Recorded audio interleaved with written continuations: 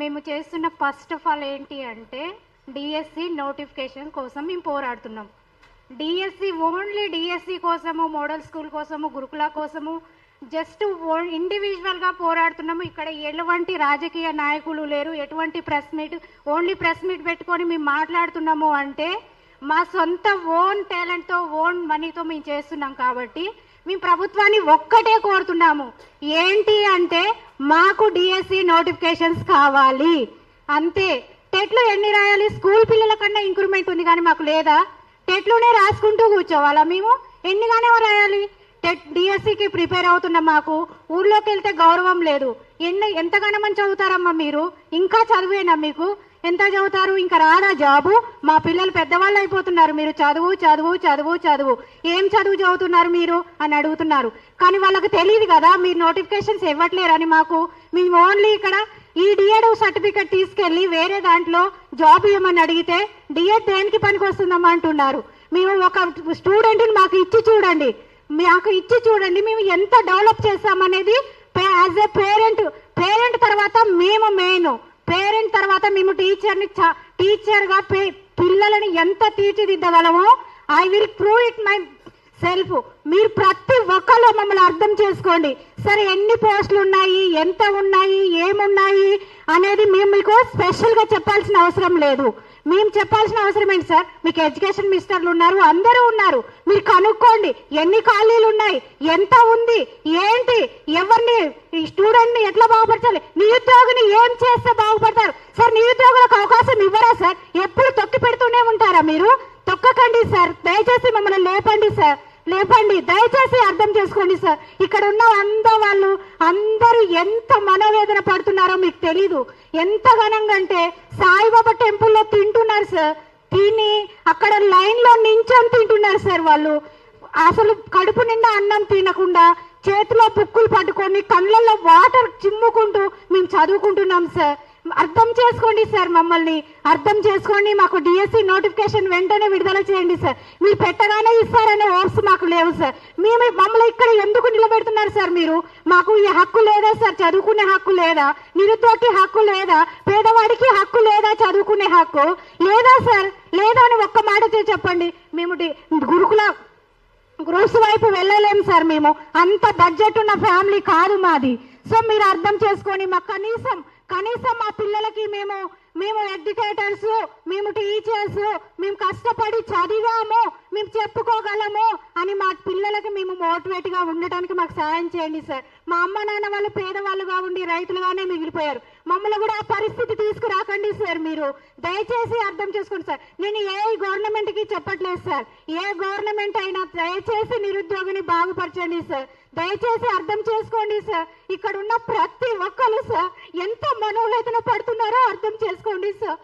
అందరూ తినలేక పొట్ట చేత పట్టుకొని, బుక్స్ చేత పట్టుకొని, కన్నీళ్లతో, మనోవేదనతో బతుకుతున్నారు సార్. అర్థం చేసుకోండి సార్, మమ్మల్ని అర్థం చేసుకొని మాకు నోటిఫికేషన్ జారీ చేయండి సార్. ప్లీజ్ సార్, మేము అర్థం చేసుకుంటారని మేము అనుకుంటున్నాం సార్.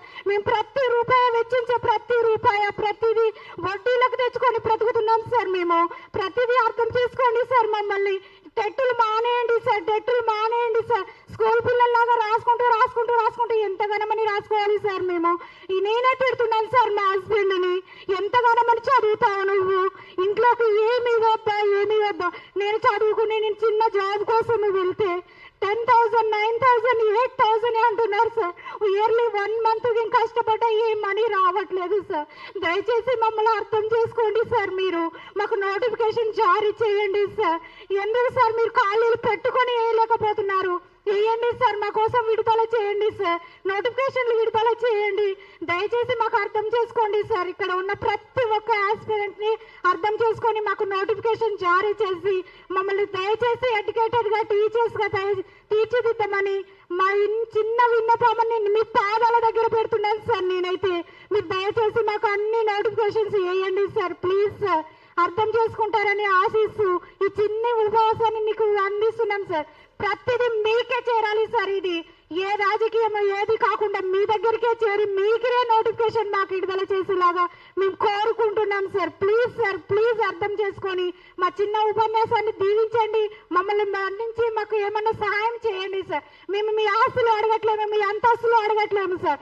మేము చదువుకున్న చదువుకి, మేము చదివిన చదువుకి మేము కష్టపడి పొందుకునే హక్కును మాకు కల్పించండి సార్. మమ్మల్ని ఇక్కడ పొందుకునే హక్కు కూడా లేదా సార్? మమ్మల్ని ఇంత దీనమైన పరిస్థితిలో ఎందుకు నించోబెడుతున్నారు సార్? ఈ ధర్నాలని ఇవి అని మమ్మల్ని ఎందుకు చుట్టూ తిప్పుతున్నారు సార్? మీరు మమ్మల్ని తిప్పకండి సార్. దయచేసి మాకు నోటిఫికేషన్ జారీ చేయమని మా చిన్న విన్నపాన్ని ఆజ్ఞాపిస్తున్నాం సార్. Thank you sir.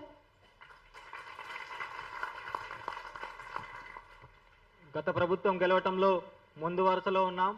మేము గెలవడానికి స్థానికంగా ఉండి గెలిపించాం సార్. మా బాధను అర్థం చేసుకొని మాట్లాడిన సోదరికి మా అందరి తరపున హృదయపూర్వక ధన్యవాదాలు తెలియజేస్తా ఉన్నాం.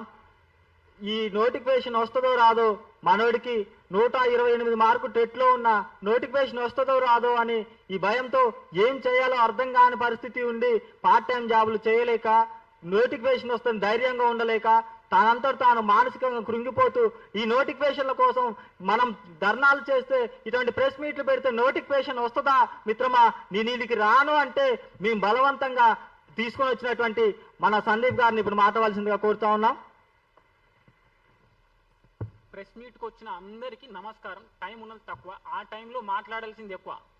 అమ్మా తెలంగాణమా ఆకలి కేకల గానమని ఆనాడు రాసుకున్నాం.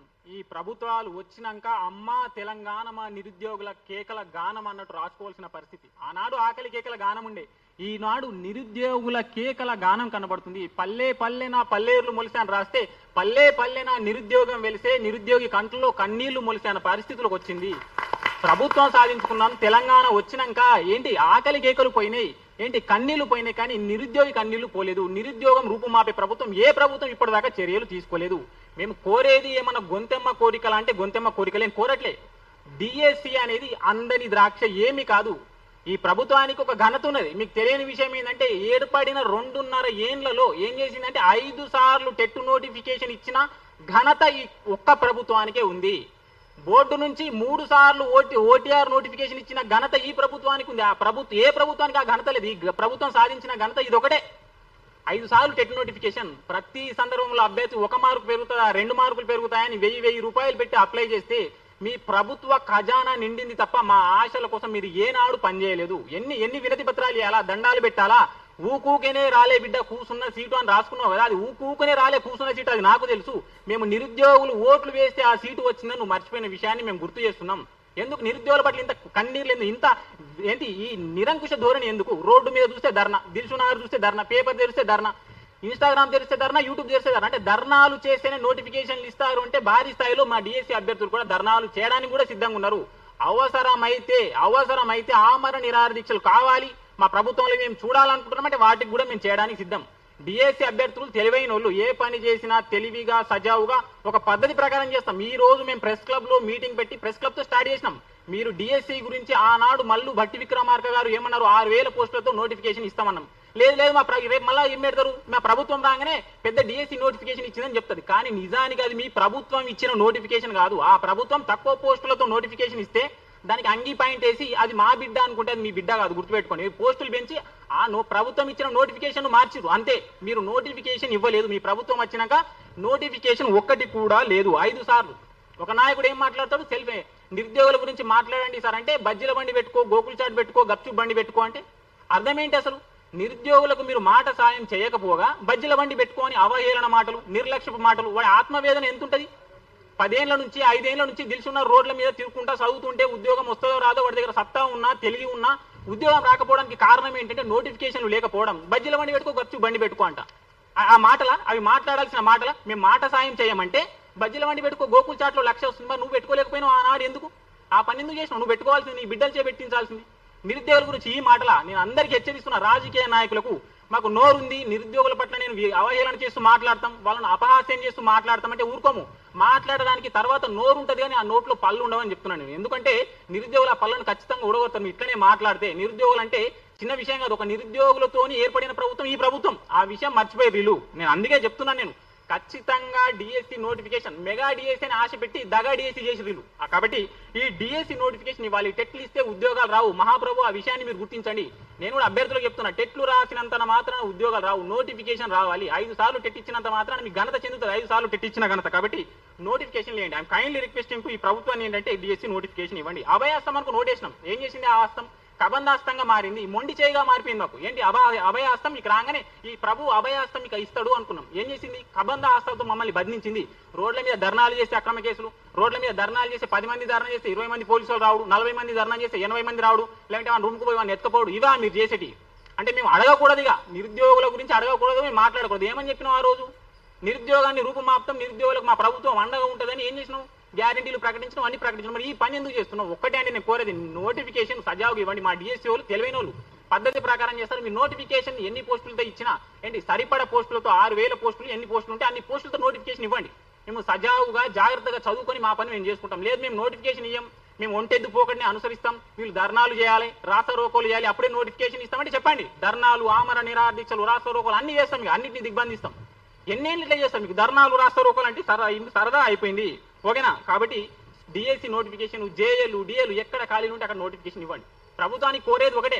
మొన్నదాకా ఆ నోటిఫికేషన్ ఈ నోటిఫికేషన్ అని మాట్లాడి ఆ బోర్డు నుంచి ఇప్పటిదాకా ఒక నోటిఫికేషన్ రాలి. అంటే కళ్ళబొల్లి కబుర్లు చెప్పడం, టైం పాస్ చేయడం, ఇవి మాట్లాడే సరికి అయిపోయింది లేదు. కాబట్టి నేను కోరేది ఒకటే ప్రభుత్వాన్ని, ఈ ప్రెస్ క్లబ్ మీటింగ్తోనైనా మీరు స్పందించి డిఎస్సి పైన ఏదైనా ఒక సమాలోచన చేసి ఒక నిర్ణయానికి రండి. లేదు మేము ఇట్లనే ఒంటెద్దు పోకడ అనుసరిస్తామంటే మేము కూడా డిఎస్సి అభ్యర్థులు, ఇక్కడ నాయకులు ఎవరు లేరు, నిరుద్యోగ నాయకులు ఎవరూ లేరు. ఇక్కడ నిరుద్యోగ అభ్యర్థులు ఉన్నారు, నిరుద్యోగ నిర్దేశకులు ఉన్నారు. నేను నిరుద్యోగ నాయకులు ఉంటే నేను మీటింగ్కు రాను. నిరుద్యోగ నాయకులు లేరన్నా నిరుద్యోగ నిర్దేశకులు ఉన్నాం. మన కోసం మనం పోరాటం చేద్దాం రమ్మండి అంటే వచ్చిన.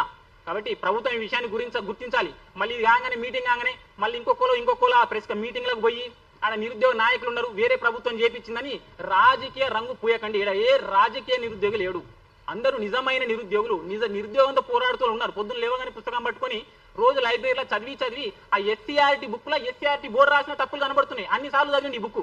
ఏంటి ఇట్ట నువ్వు ఎలిగేషన్స్ చేస్తావు ఎస్సీఆర్టీ బుక్స్ పైన తప్పులు ఉన్నాయంటే, అవును 8th క్లాస్లో ఒకటి రాస్తారు, 9th క్లాస్లో ఒకటి ఉన్నది. ఈ తప్పులు ఎలా తెలుస్తున్నాయంటే ఆ బుక్ను ఎక్కువ సార్లు చదివి వీళ్ళకి రాసిన తప్పులు కూడా కనబడుతున్నాయి. కాబట్టి ఈ విషయాన్ని గుర్తించి వెంటనే డిఎస్సి నోటిఫికేషన్ విడుదల చేయాలి.